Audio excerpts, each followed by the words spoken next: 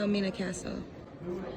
It should not be called Elmina Castle, it should be called Elmina Dungeon, because nothing about this is a castle. So when all the slaves were brought into Elmina Castle, the females and the males were separated. And as you can see, this is the female slave dungeon. And I want to show you where the women had to walk to. So right now I'm at the Elmina Castle where 400 women will be kept here for slave trade. This is the actual dungeon still. Nothing's been changed. So the female slaves that survived, this was where they went. Their last walk. They call it the point of no return because they would go down there and you would never see them again. And that's when they would be traded off to be slaves. So here's a real ironic moment in the Elmina Castle. There's actually a church room where the officers had church. And to make it even worse, right on top of the female dungeon. So as I'm walking, under me, that's the female dungeon, and they were having church. They call this the door of no return because once slaves walked through it, they wouldn't return. Slave exit waiting for boats. So this is the real door of no return. Once the slaves came right here, they would walk out to the boats. Now you can see this is like, I could barely fit through this.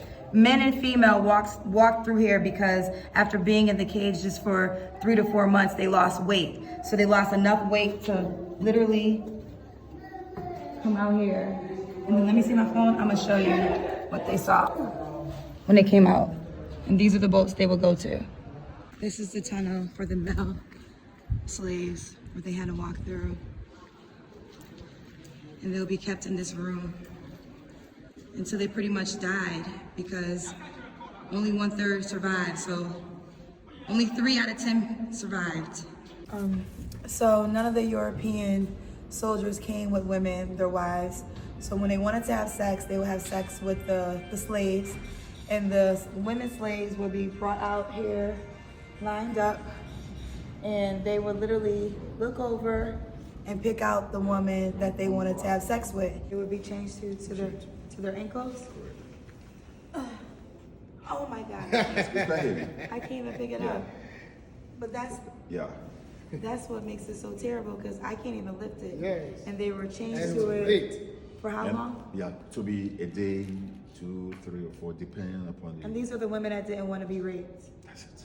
How did they survive? I don't even know. 60 million slaves went through this. 40 million died. Only 20 million made the journey. So that means if you are a descendant of slavery, you are part of the strongest bloodline of African people.